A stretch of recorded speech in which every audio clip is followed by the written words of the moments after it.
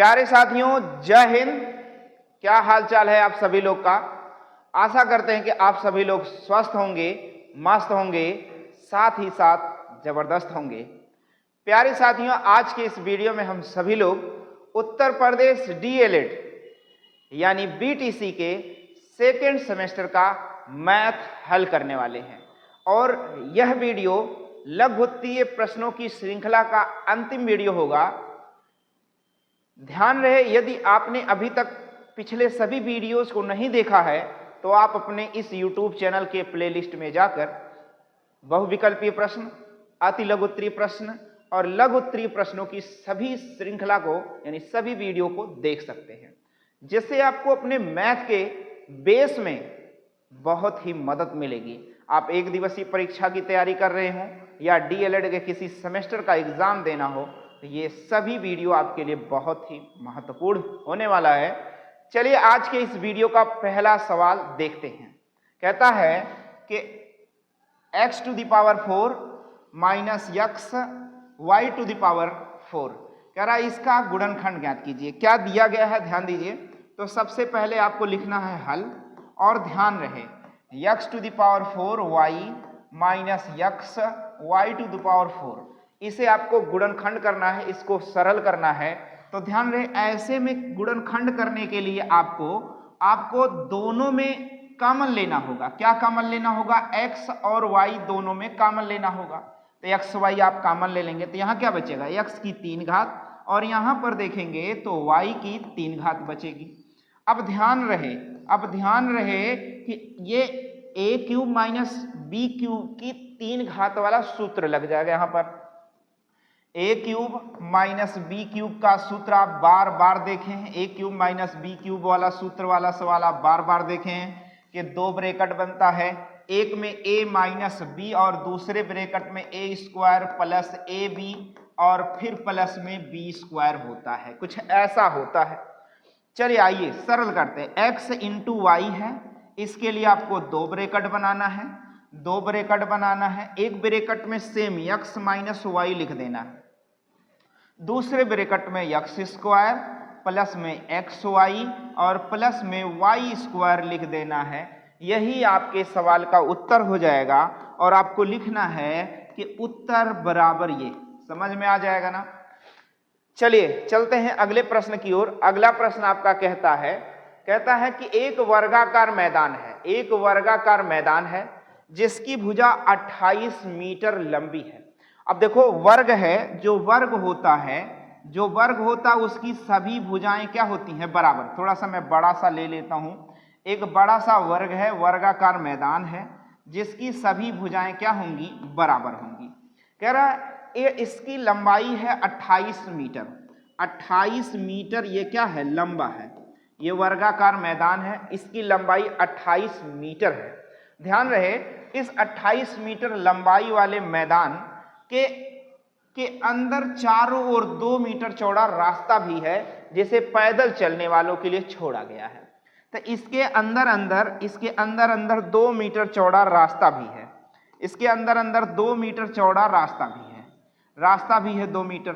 अब जब मैदान की लंबाई पूरी 28 मीटर चारों तरफ से है, अगर रास्ता इसे खड़ंजा कह दे, भैया खड़ंजा सुने कि नहीं सुने? खड़ंजा कह दें या इंटरलॉक वाला ईंटा बिछवा दें, समझ रहे हैं कि नहीं समझ रहे? ऐसे करवा दें तो 2-2 मीटर दोनों ओर से घटेगा कि नहीं घटेगा? 2-2 मीटर, इधर से भी 2 मीटर घटा, इधर से भी 2 मीटर घटा, तो ये कितना रह गया टोटल? 28 माइनस 2 बराबर 24 मीटर रह गया।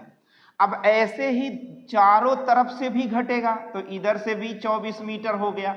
चारों तरफ से यह जो मैदान है, वर्गाकार मैदान है, ये केवल मैदान 24 मीटर लंबाई चौड़ाई का बचा।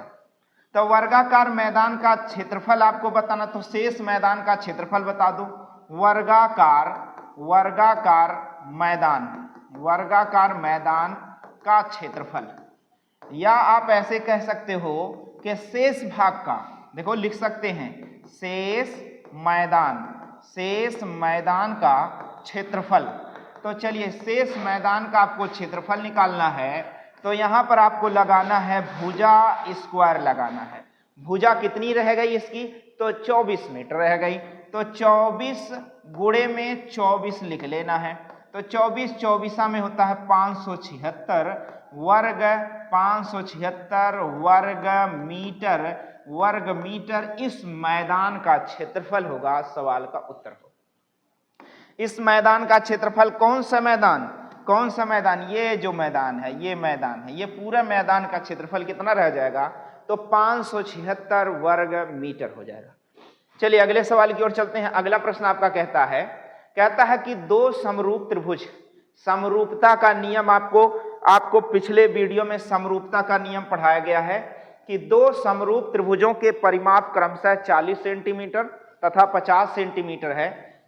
पहले और दूसरे त्रिभुजों के क्षेत्रफल का अनुपात बताइए। तो आपको मैंने बताया है कि समरूप त्रिभुजों के परिमाप से उसके क्षेत्रफल से अनुपात निकाला जाता है, समझ गए ना। तो चलिए देखें, अब यहां पर आपको लिखना है और हल करके और उत्तर के रूप में लिखना है कि दोनों समरूप त्रिभुजों के क्षेत्रफल का अनुपात। आप लिख सकते हैं पहले त्रिभुज का क्षेत्रफल बटे में दूसरे त्रिभुज का क्षेत्रफल, आप लिख सकते हो। और पहले त्रिभुज का क्षेत्रफल है तो पहले त्रिभुज का परिमाप आपको रखना है 40, दूसरे त्रिभुज का क्षेत्रफल आपको परिमाप रखना है 50 और इन्हीं के वर्ग के बराबर होता है। समझ में आ जाएगा ना। अब देखो ये 0 से 0 कट जाएगा तो रह जाएगा 4/5 का होल स्क्वायर। इस प्रकार से 4 चौक 16 और पंचम 25, यही उनका सवाल का उत्तर हो जाएगा। यानी पहले त्रिभुज का क्षेत्रफल अनुपाते दूसरे त्रिभुज का क्षेत्रफल जो 16:25 के अनुपात में हो जाएगा और यही सवाल का उत्तर हो जाएगा। नोट कर लेंगे, स्क्रीनशॉट ले लेंगे, ना भी समझ में आए तो वीडियो को रिवर्स करके देख लेंगे। चलिए आगे देखते हैं। और समरूपता का नियम आपको पता है। चलिए मैं समरूपता का नियम भी आपको समझा देता हूं। समरूपता का नियम मैं आपको समझा देता हूं।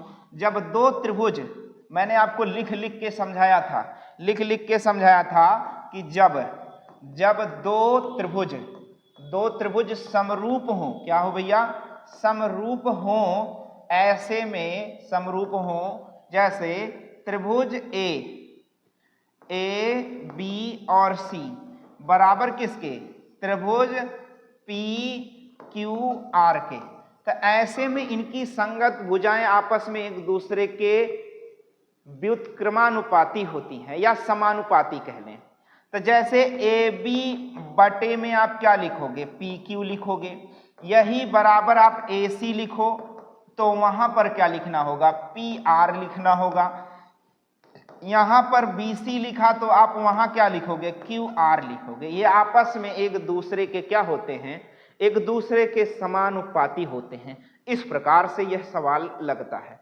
चलिए अगले सवाल की ओर चलते हैं। अगला प्रश्न आपका था, कह रहा कि इसका भाग विधि से मासा निकालिए। भाग विधि से मासा निकालना है। देखिए भाग विधि से मासा निकालने के लिए आपको क्या करना होता है, बड़ी संख्या में छोटी संख्या से भाग देना होता है। बड़ी संख्या में छोटी संख्या से भाग देना होता है और अंतिम भाजक या विभाजक क्या होता है, मासा होता है। तो चलिए समझते हैं। देखिए यहां पर क्या है भैया, 6 7 1 7 8 1 और 1 4 4 1 का मासा निकालना है। क्या निकालना है, मासा निकालना है। तो ध्यान दीजिए, मासा निकालने के लिए ध्यान दीजिए, बड़ी संख्या में छोटी संख्या से भाग, तो 7 8 1 में हमें 6 7 1 से डिवाइड करना है। तो एक बार जाएगा 6 7 1, देखो 0, 8 में से 7 गया 1 और 7 में से 6 गया 1।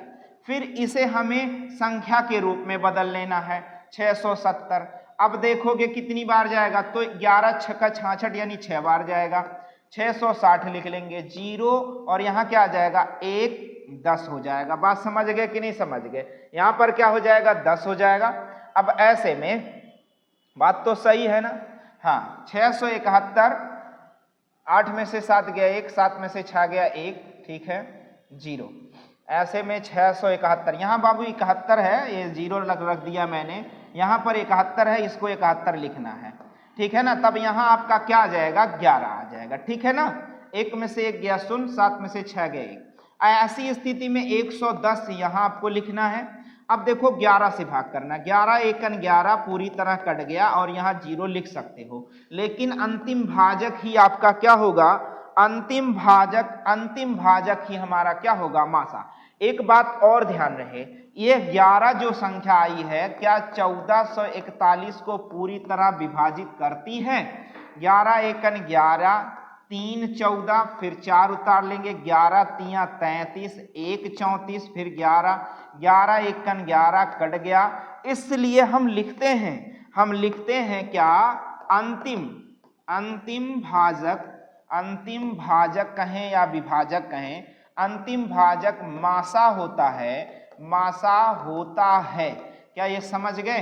अतः मासा बराबर, अतः मौसा नहीं, मासा बराबर क्या होगा 11, मौसा नहीं भैया, मासा HCF GCD जिसे कहते हैं, ठीक है ना। बातें समझ में आ जाएंगी तो नोट कर लेंगे। अगले सवाल की ओर चलते हैं। अगला सवाल आपका कहता है कि 4 11 16 15 12 5 7 9 10 आदि सभी चीज का ये सभी आंकड़े दिए गए हैं। इन सभी आंकड़ों का आपका क्या निकालना है, माध्यिका निकालना है। तो माध्यिका कैसे निकाला जाता है इसे भी आपको समझाया गया है। माध्यिका क्या करना होता है, सबसे पहले हमें पदों को आरोही क्रम में सेट करना होता है, और अगर विषम संख्याएं हैं तो मध्य की संख्या, अगर सम संख्याएं हैं तो मध्य की 2 संख्याएं जोड़कर 2 से भाग करना होता। तो चलो पहले इसे हम हल करने के लिए लिख लेते हैं। इन सभी आंकड़ों को आरोही क्रम में लिख देते हैं। आरोही क्रम में लिख दें तो सबसे पहले 4 मिल गया, फिर देखना 5 मिल गया, फिर क्या मिल गया, 7 मिल गया, फिर 9 मिल गया, फिर 10 मिल गया, फिर 11 है, फिर 12 है, 15 है और 16 है, ठीक है ना। देख लो आंकड़े गिन लो, 1 2 3 4 5 6 7 8 9, 1 2 3 4 5 6 7 8 9, 9 आंकड़े हैं। 9 आंकड़े हैं तो इनकी माध्यिका निकालने का सूत्र होता है कि भैया माध्यिका बराबर होता है n + 1/2 वहाँ पद। अगर देखेंगे तो n कितना है भैया, यहाँ 9 है, 9 + 1/2 यानी 10/2 यानी 5वां पद क्या होगा भैया, 5वां पद आपकी क्या है, माध्यिका है। 1 2 3 4 5वां, अतः माध्यिका बराबर आपको लिखना है अतः माध्यिका बराबर क्या, माध्यिका बराबर 10 है। बात समझ गए ना, यहां तक आपको लिखना है और आपका उत्तर हो जाएगा। यहां पर देखेंगे विषम पद है, आप चाहे लिख सकते हैं कि यहां पर पद क्या है, विषम है, ये भी आप लिख सकते हैं, बस और कुछ नहीं। इस प्रकार से इस सवाल को आप हल कर डालेंगे। चलते हैं अगले प्रश्न की ओर। अगला प्रश्न आपका कहता है कि एक आयत की लंबाई चौड़ाई से 5 सेंटीमीटर अधिक है। देखिए एक आयत की लंबाई उसकी चौड़ाई से 5 सेंटीमीटर अधिक है। तो चलिए मैं हल करता हूं, लिखता हूं, आयत लिख देता हूं।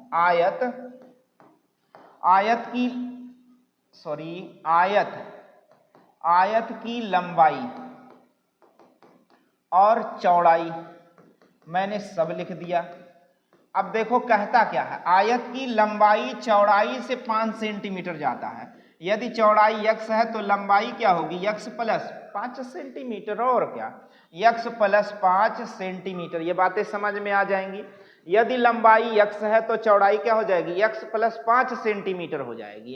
कह रहा यदि उसका परिमाप, अतः परिमाप बराबर, देखो परिमाप बराबर, आयत का ही परिमाप बराबर होता है 2 लंबाई धन चौड़ाई, और ये बराबर किसके दिया है, 26 सेंटीमीटर के दिया है। बातें समझ में आ जाएंगी। अब देखो यहां पर आप चाहो तो 2l की जगह आप रखोगे x + 5 और b की जगह रखोगे x बराबर में क्या रखना है, 26। अब देखोगे यहाँ 2 × में x 2x प्लस में 2, देखो यहाँ 5 हो जाएगा, बराबर क्या हो गया, 26। इन दोनों को आप सरल कर लो, 2 दूनी 4x, चाहे तो 2 को वहां डिवाइड कर लेते। अभी भाई ट्रिक से लगाना होता तो खटाखट घसाघस काट देते, बेसिक आपको लगाना इसलिए मैं गुणा कर रहा हूं। 2 दूनी 4x प्लस में 2 पंचे 10 बराबर में क्या हो जाएगा, यहाँ 26 हो गया। 10 प्लस है तो 10 माइनस होगा, तो 26 माइनस 10 बराबर 16 हो जाएगा, और 4x बराबर 16। अतः x बराबर, देखो 4 चौक 16, यानी x का मान क्या आ जाएगा, 4 आ जाएगा। यानी छोटी संख्या यानी चौड़ाई कितनी आ गई है, 4 सेंटीमीटर, और लंबाई कितनी आ जाएगी, 4, 5, 9 सेंटीमीटर। देखो आयत की लंबाई ज्ञात कीजिए, तो आप लिख लो अतः लंबाई बराबर, अतः लंबाई बराबर, बात समझ गए, लंबाई बराबर क्या हो जाएगा, तो ध्यान रहे x प्लस 5 यानी 4 प्लस में 5 बराबर 9 सेंटीमीटर सवाल का उत्तर हो जाएगा। बाबू सारे वीडियो देख डालोगे तो मैथ आपका बेसिक हो चाहे कंपटीशन के लेवल का हो, कॉम्पिटिटिव एग्जाम का हो, सब कुछ तैयार हो जाएगा आपका। देखो किसी भी घर की नींव जितनी मजबूत रहेगी उतना ही ऊंचाई तक उस घर को ले जाया जा सकता है। उसी प्रकार से ये सारे वीडियो आपके मैथ के आपकी नींव को मजबूत कर रहे हैं। अभी मैं आपके बेसिक स्ट्रक्चर यानी बीटीसी का वीडियो अपलोड कर रहा हूं। आगे चलकर आपको एक दिवसीय परीक्षाओं के सारे प्रश्न देखने को आपके अपने इस यूट्यूब चैनल पर मिलेंगे। चलिए, तो आपका एक कार्य है बस कि अपने इस यूट्यूब चैनल को आप ज़्यादा से ज़्यादा मित्रों को, भाइयों को भेजें और उनसे सब्सक्राइब करने को कहें। आपका सपोर्ट हमारे लिए बहुत ही ज़रूरी है। मेहनत करिए, आप भी अपने सपनों को साकार करिए। चलिए अगले प्रश्न की ओर चलते हैं। अगला प्रश्न आपका कहता है निम्नलिखित आंकड़ों का वर्ग अंतराल लेकर बारंबारता सारणी बनाइए। देखिए अब बारंबारता सारणी आपको बहुत बार बताई गई है, एक बार पुनः फिर से बताया जाता है। ऐसे प्रश्नों को आपको लिखना है हल, और यहाँ पर लिखना है सबसे पहले वर्ग अंतराल आपने लिख लिया, वर्ग अंतराल। फिर उसके बाद आप मिलान चिन्ह लिख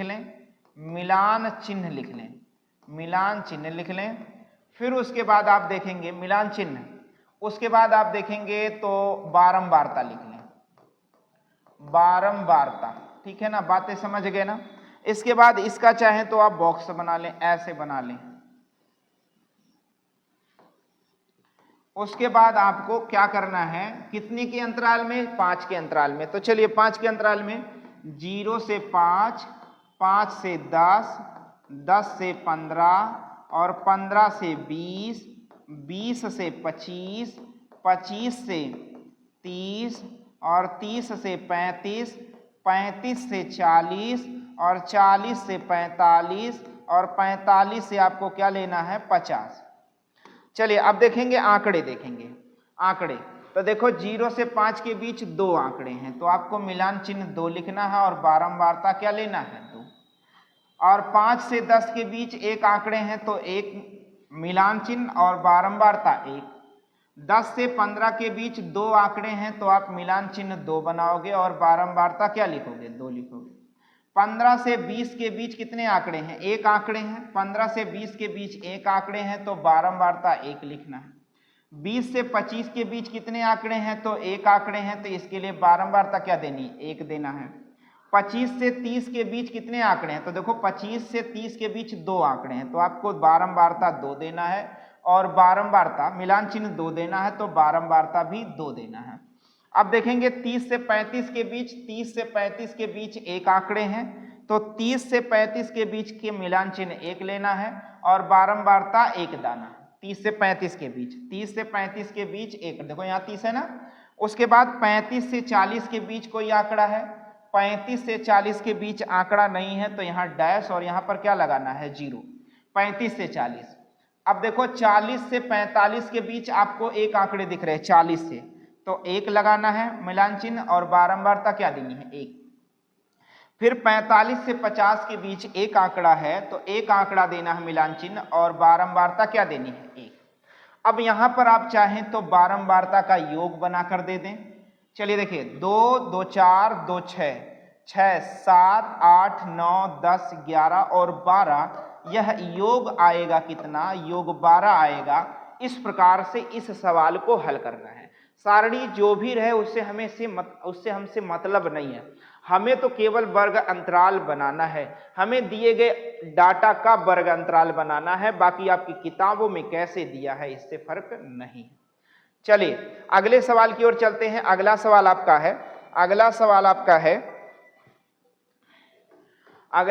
आपका कहता है कि 3 विभिन्न चौराहों पर आवागमन सूचक बत्तियां लगी हैं।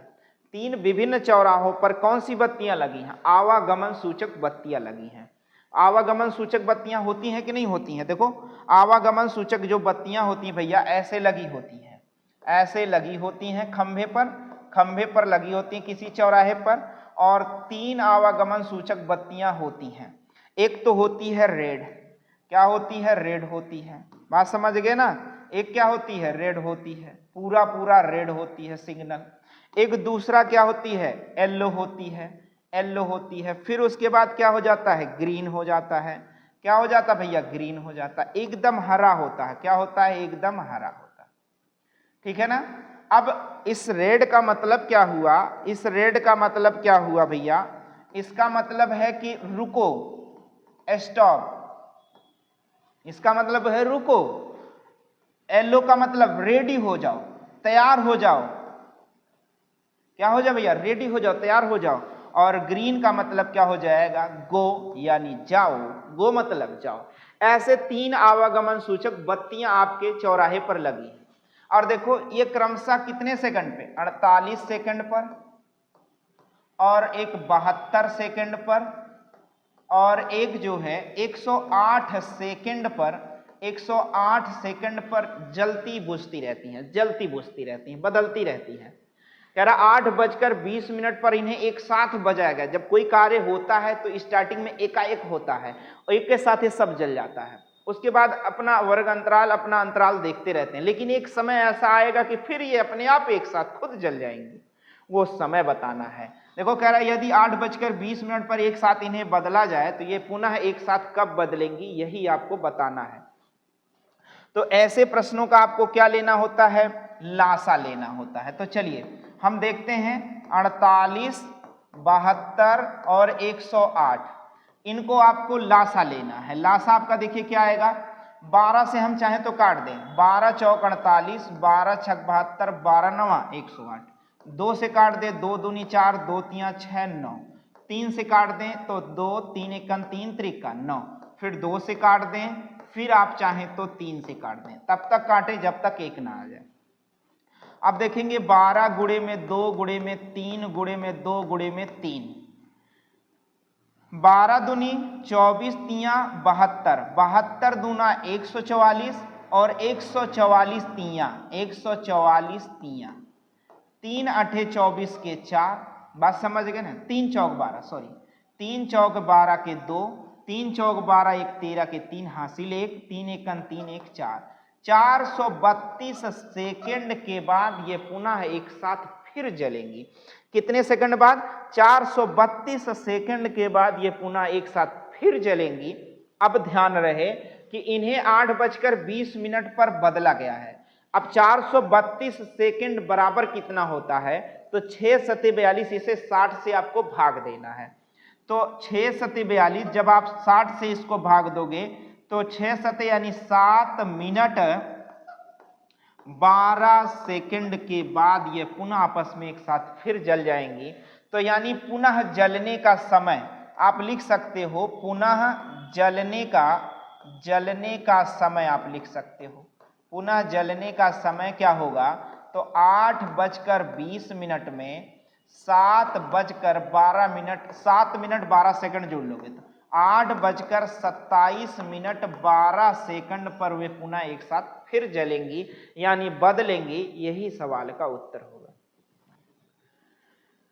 प्यारे साथियों, इन सभी वीडियो के माध्यम से आपने उत्तर प्रदेश डीएलएड यानी बीटीसी के सेकंड सेमेस्टर का मैथ हल किया है। आशा करते हैं कि यह वीडियो आपको अच्छा लगा होगा, तो लाइक, शेयर और सब्सक्राइब करना बिल्कुल ना भूलें। साथ ही साथ बेल आइकन यानी घंटा जरूर दबाएं, जिससे हमारा मनोबल भी बढ़ता है।